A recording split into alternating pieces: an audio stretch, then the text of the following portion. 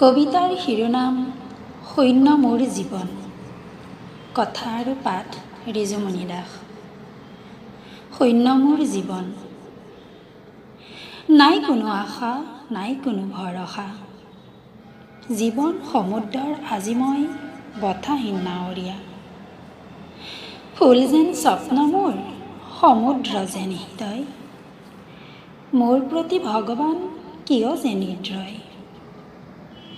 প্ৰেম ভৰা কবিতা মোৰ, হিয়া ভৰা ভাষা। তাতেই আছে লিপিবদ্ধ মনৰ গোপন কথা। ফুলহীন ফুলনি মোৰ, বৃক্ষহীন গুটি। আশাহীন জীৱন মোৰ, লক্ষ্যহীন গতি। শব্দহীন কবিতা মোৰ, অৰ্থহীন ভাষা। তাকেই মই লিখোঁতে হ'ল পুৱতি নিশা।